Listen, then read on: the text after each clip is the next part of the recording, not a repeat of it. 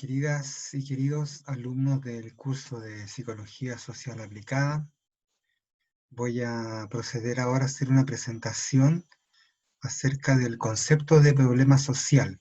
Ya esto para tener una base conceptual que nos permita sentar como un conocimiento, una discusión respecto a lo que vamos a ir viendo dentro de la asignatura con las diversidades de problemas sociales que nos podemos ir encontrando. Para ello voy a proceder a hacer una presentación en PowerPoint, la cual también va a estar disponible en el campus virtual.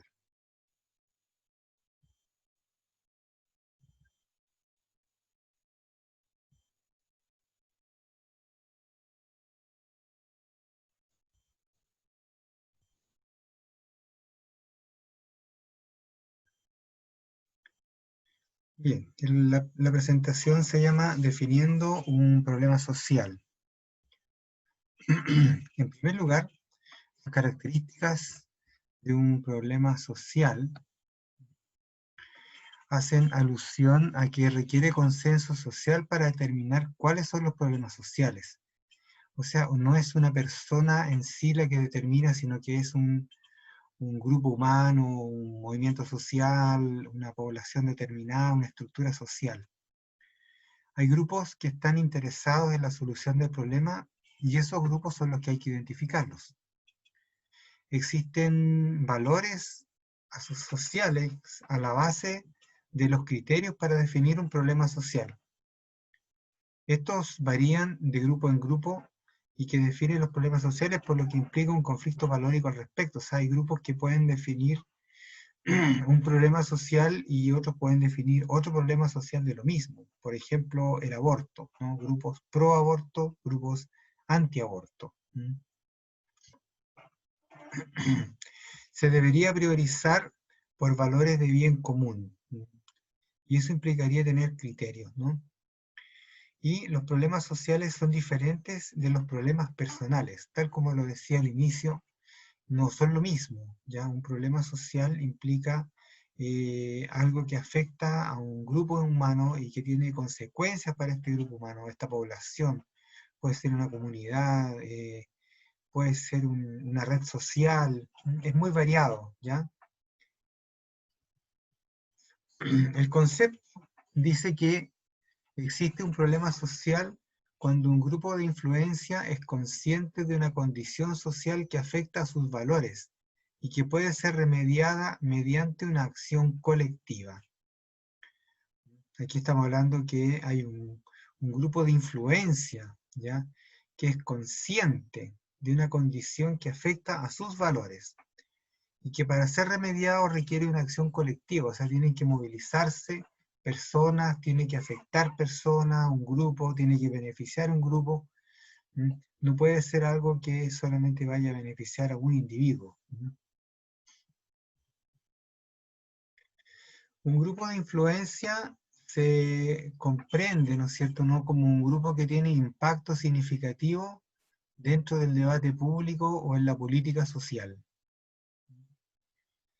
La conciencia de una condición social implica que solo la conciencia de una condición social dañina podrá llevar a definirla como problema social. Alguien tiene que hacer dicha definición. Por ejemplo, los problemas del agua en la zona central, ¿cierto? El desabastecimiento o el mal uso del agua o el agua en manos de privados, ¿no es cierto? Eh, la conciencia colectiva de una agrupación, de una comunidad que tiene problemas con el agua, será quien finalmente haga la definición de que tiene un problema. Afecta negativamente a los valores, requiere priorizar y jerarquizar los valores para definir recursos en la solución del problema. O sea, ¿qué valores están implicados? Por ejemplo, si el problema del agua, bueno, el agua es el vital elemento, ¿no? Eso ya dice harto. El agua para la sobrevivencia, para la vida humana, para el alimento de las mascotas, para riego del jardín, la huerta, etcétera, ¿no? Y se requiere una acción colectiva para remediarlo. Significa que al ser una acción colectiva se respalden sus valores que han definido el problema social. Además, si los grupos de influencia participan en la acción colectiva para solucionar los problemas, hay más posibilidades de que los problemas se resuelvan. La construcción colectiva de un problema social ocurre en ciertos ámbitos, o sea, hay espacios sociales donde esta construcción se lleva a cabo. Ahí tenemos los medios de comunicación, las discusiones o debates en el Congreso, la dependencia del Poder Ejecutivo, juicios en tribunales, diversos ámbitos de la cultura, por ejemplo, películas, libros, canciones, documentales, la comunidad científica, organizaciones religiosas y organizaciones sociales, por ejemplo, asociaciones, sindicatos, etc. O sea, todos esos son espacios donde se puede hablar y construir un problema social. Estaba pensando ahora en este tema que está bien de moda, el problema del retiro de dinero de la AFP, que tal vez surgió con el movimiento No Más AFP, que hizo tomar conciencia de el grave problema que significaba para la gente que se jubila el tener que jubilarse con los bajos montos de pensión que reciben. Y ese ha sido un grupo que ha sido un movimiento social que fue creciendo estos últimos años y que ahora en este momento crítico de la pandemia llevó, ¿no es cierto?, ¿no?, a esta discusión también en relación al retiro de dineros de las personas que tienen sus platas ahí. Entonces, claramente, ¿no es cierto?, ¿no?, eso apareció en los medios de comunicación, se discute en el Congreso, el Poder Ejecutivo no participó mucho en ese sentido, ni los tribunales, pero las organizaciones sociales, ¿no es cierto?, no son las que han estado apoyando y respaldando ese tipo de medidas. Entonces, así se va construyendo colectivamente un problema social. Ahora, hay condiciones objetivas y subjetivas de los problemas sociales. La mayoría de los problemas sociales posee una clara delimitación objetiva en su descripción. Es decir, si uno dice cuántas personas están afectadas, ¿no es cierto?, ¿no?, por los bajos sueldos de la AFP, o cuántos se van a ver afectados de aquí a 5, 10 o más años, ese es un problema, ¿no es cierto?, ¿no?, objetivo. Si uno además cuantifica cuántos son los montos, los promedios que se pueden pagar por la jubilación. Son subjetivos en tanto son percibidos como una condición social indeseable y solucionable por un grupo mayoritario. O sea, la subjetividad viene de la sensación compartida socialmente de que esto produce un daño. Representa la idea de una gran mayoría de personas, pues está influenciada por elementos objetivos que se informan a través de los medios de comunicación. Aquí aparecen nuevamente los medios de comunicación. Ahora, ¿cuál es el rol de las ciencias sociales en los problemas sociales? Distinguir problemas sociales manifiestos y latentes de modo de prevenir a la sociedad las consecuencias de problemas sociales en evolución. Aquí nos podemos encontrar, por ejemplo, con situaciones que uno puede estar observando a menudo, como la violencia doméstica, el consumo de alcohol. O sea, puede ser una situación que está también en los medios, en la comunicación social, pero también en la investigación, en la ciencia, también uno puede establecer consecuencias, por ejemplo, del alcoholismo en la familia, el efecto en los niños o en las siguientes generaciones. También hacer real aquello que aún no lo es, ¿no? Si las personas no definen las situaciones como reales, no serán nunca reales en sus consecuencias, ¿no? Hay problemas sociales con una débil base objetiva, pero son generados de todos modos a partir de temores que están anclados en las representaciones sociales de una mayoría. Aquí también nos encontramos con situaciones que ameritan, ¿no es cierto?, la investigación social. Por ejemplo, la discriminación a los inmigrantes, ¿ya? Eso puede que no tenga una base objetiva, digamos, no relevante, ¿no? pero los temores de la gente, la inseguridad, el temor a, qué sé yo, no tener trabajo, a que otras personas vengan de otros lados y les quiten el trabajo, ¿m? Y que sea eso un problema compartido por muchos, ¿cierto? No puede constituir justamente el ámbito subjetivo, ¿no es cierto? No, pues están anclados en representaciones sociales de la mayoría de estas personas. Ahora, ¿qué pasa con el poder y los problemas sociales? El poder, ¿no es cierto?, tiene que ver con la capacidad de influir, ¿no es cierto? Entonces, influir un gran número de personas o que un gran número de personas refuercen una idea o definición de realidad social.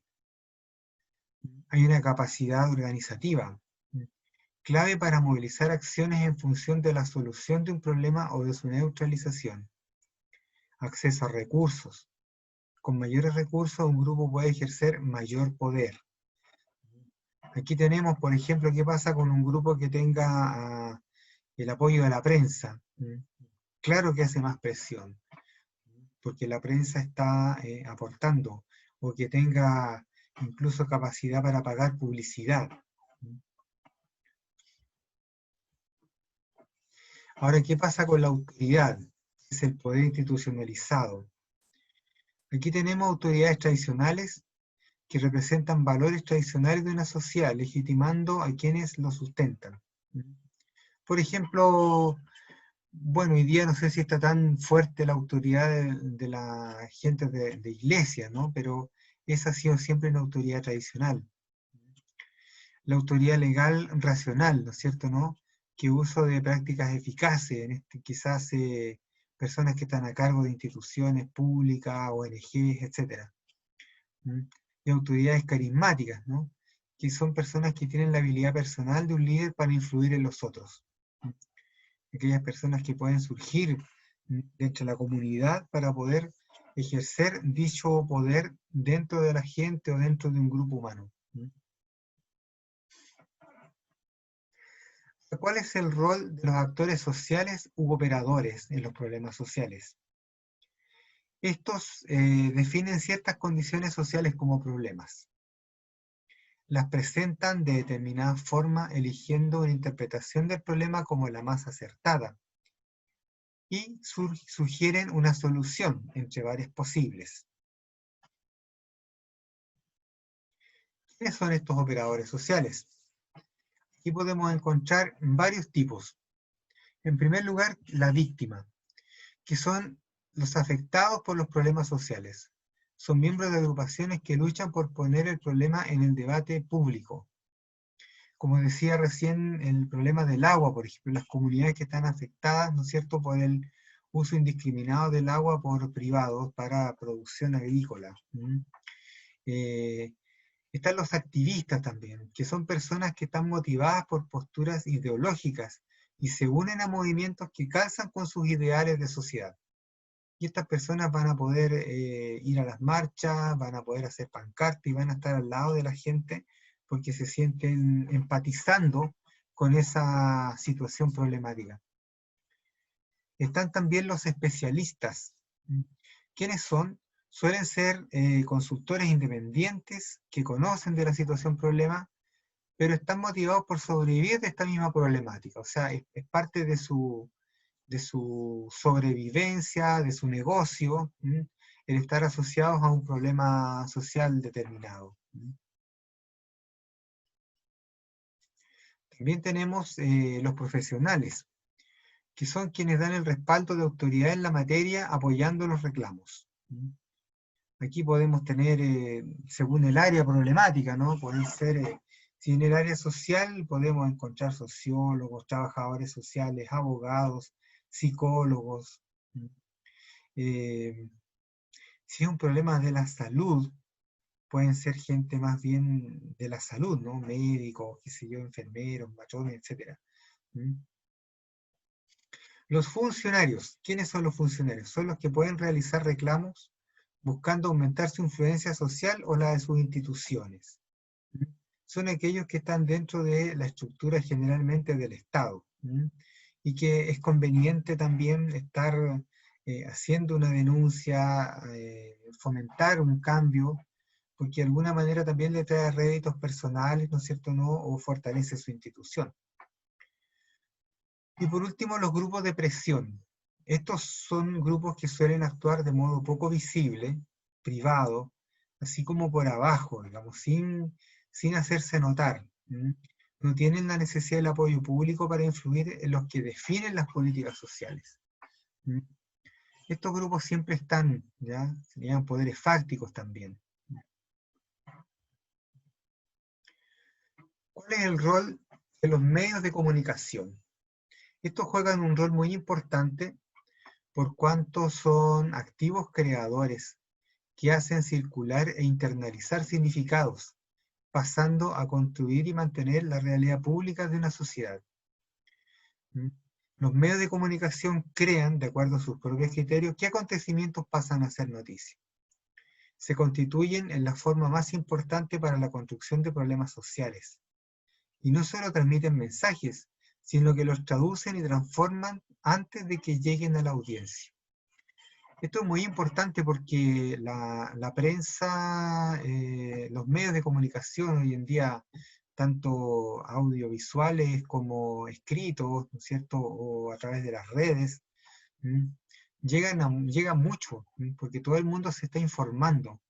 Entonces, generalmente los editores, ¿no es cierto?, los que están a cargo de la publicación de noticias, de entrevistas, incluso a quién entrevistar, qué preguntas hacer, cuándo entrevistar, en qué momento de la semana o del año, ¿no es cierto? Son justamente lo que los medios de comunicación hacen, o sea, ese es el manejo de la información. Por lo tanto, los medios de comunicación no reproducen una realidad objetiva, sino que ellos objetivan una realidad de acuerdo a sus criterios. Y así nos vamos a encontrar con distintas noticias o distintos llamados acontecimientos que pueden ser dichos de distintas formas, o noticias que aparecen en unos medios y en otros no. Aquí, por ejemplo, tenemos una noticia, dice: plan paso a paso, presos del estallido social llevan 7 meses sin recibir visitas y no existe fecha para que se retomen. ¿Quién publica esto? Interferencia.cl. Aquí tenemos otra, ¿no? Dice: día de cabo asesinado en la Araucanía. No lo mataron por ser carabinero, lo mataron por ser mapuche. Esto lo publica gamba.cl. Y acá tenemos otra que dice: antes de las 9 de la mañana, un grupo de desconocidos, de delincuentes, de manera muy violenta, maniataron a trabajadores de una empresa forestal y procedieron a incendiar vehículos y maquinaria de esa empresa, señaló por su parte el intendente de la región, Sergio Giacaman. Esta fuente del EMOL. O sea, aquí son distintos medios, no es la misma noticia, pero claramente algunos medios van a proceder, digamos, ¿no?, a comunicar la noticia de distintas formas, ¿ya? Y eso es lo que yo creo que marca como el énfasis en cuanto a cómo se decide presentar una información, ¿no es cierto?, ¿no? ¿Cuáles son los criterios que están detrás? Entonces, la prensa en sí, digamos, hoy en día se habla, por ejemplo, de prensa independiente, que es aquella que incluso pide aportes voluntarios de las personas para no tener que depender de los auspiciadores, porque los auspiciadores corresponden también a aquellos grupos que están detrás de los grupos de presión, digamos, que hablábamos dentro de los operadores sociales, ¿no? Entonces, claramente un medio de prensa, ¿no es cierto?, no va a moderar más o menos lo que dice según también los auspiciadores, la dependencia económica, digamos, ¿no?, de esos auspiciadores.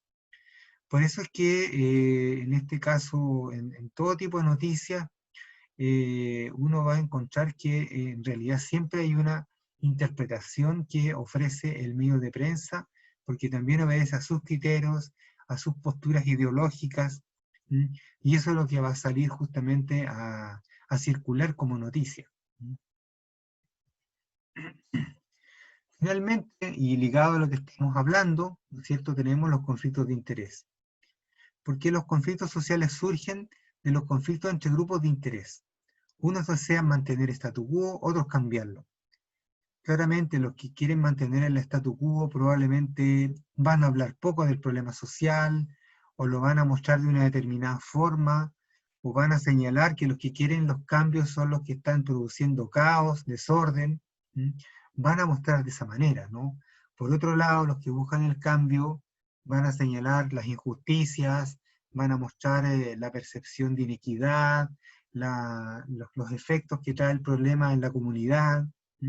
Van a estar como promoviendo la toma de conciencia social de ese problema. Entonces eso nos lleva a ver que si nosotros somos observadores de la realidad o intervenimos en ella para solucionar problemas sociales, tenemos que poder hacer una lectura de todos los actores sociales también. O sea, si nosotros estuviéramos en un terreno, en una práctica, en una acción concreta, trabajando con una comunidad de un determinado sector, es probable que en esa misma comunidad haya personas que están a favor del cambio y otros que no. Y la importancia de poder escuchar las distintas versiones, ¿no? Que haya participación y que la gente de alguna manera vaya tomando conciencia directa también de lo que dicen ellos mismos, va a ser importante para que ese problema social también pueda evolucionar y pueda tomar un curso que esté centrado también en la realidad local. Cuando uno interviene también desde fuera, ¿no es cierto?, ¿no?, generando a veces más caos, sin tener una resonancia en la comunidad, claramente el problema no es de la comunidad, es de uno, que uno trata de solucionarlo, pero no es de ellos.